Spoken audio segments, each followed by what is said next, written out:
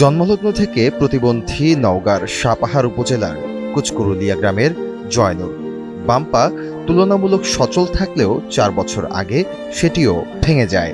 ফলে চলাচল করার শেষ সম্বলও হারিয়ে ফেলেন তিনি। স্বামী মোহাম্মদ হানিফ পক্ষাঘাতগ্রস্ত হয়ে শয্যাশায়ী ছিলেন 4 বছর। বর্তমানে কিছুটা সুস্থ। সন্তান না থাকায় তাদের দায়িত্ব বহনের জন্য নেই কোনো নির্ভরতার কাঁধ। যতটুকু পারেন একে অপরের সহযোগী হয়ে কোনো রকমে পার করছেন তাদের এক একটি দিন। মানে আমার কর্ম করার মতন কোনো ক্ষমতা নাই, আমার ছেলে মেয়ে বাচ্চা কাচ্চা কেউ নাই, আমার স্বামীও অসহায়, ও এক অচল অসুখ ব্যক্তি, মানে কাজকর্ম খাটাকর্ম কিছুই করতে পারে না, কোনো ইনকাম অর্জন করতে পারে না,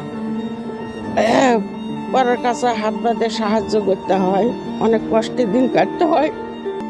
জয়নুরের কপালে প্রতিবন্ধী ভাতা জুটলেও তা দিয়ে সংসার, চিকিৎসা আর ওষুধের খরচ মেটানো মোটেও সম্ভব হচ্ছে না। নিরুপায় হয়ে স্বামী মোহাম্মদ হানিফ পেশা হিসেবে বেছে নিয়েছেন ভিক্ষাবৃত্তি। অন্যদিকে রান্না, টয়লেট, গোসল করানো সহ স্ত্রী জয়নুরের সকল কিছু করেন স্বামী হানিফ। আমার স্ত্রী শুধু খালি ওই একটু প্রতিবন্ধী ভাতাটা পায়, এটাই এইটুকুই আরই, তাছাড়া কিছু আমাদের নাই আরই। রান্না আমার নিজে করে খেতে হয় আরই। আমি এই রান্না প্রায় 20 বছর ধরে আমি রান্না করে খাই আরই। না না না না, আমার স্ত্রী কিছু করতে পারে না। যে অবস্থা আপনারা দেখলেন, এই অবস্থায় আরই। এই যে আমি বাড়িতে কোথাও যেতেও পারি না আরই, না কোনো কাজ কাম করতে পারি না। এই তার মধ্যে কিছুদিন আগে স্ট্রোক করেছিলাম আরকি।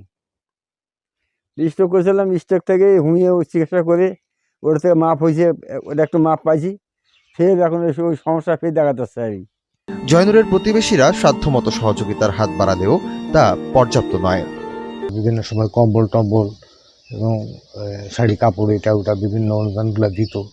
এগুলা আর না পারলেও অন্তত এই পরিবারটাকে আমি সাহায্য করার চেষ্টা করেছি এবং এখনও অনেক সময় বিপদগ্রস্ত হয়ে আমার কাছে গেলে আমার যতটুকু সাহায্যে কুলাই আমি এদেরকে সাহায্য করার চেষ্টা করি আর কি। আমি যখন ভালো আসা না তখন একটু এসে রান্না বান্না করে দিতে পারতো, এখন আমি নিজে অসুস্থ, ওদের কোনো সাহায্য করতে পারছি না। গ্রামবাসীরা ইনশাআল্লাহ আলহামদুলিল্লাহ, আল্লাহ গ্রামবাসীদের জন্য, আত্মীয় স্বজনের জন্য সকলে কিন্তু সাহায্য সংকীর্ণ করে বিদায় ইনশাআল্লাহ দিনপথ ওইভাবেই কাটে। প্রতিবন্ধী ও পক্ষাঘাতগ্রস্ত এই দম্পতি চান 3 বেলা খাবার আর চিকিৎসার নিশ্চয়তা।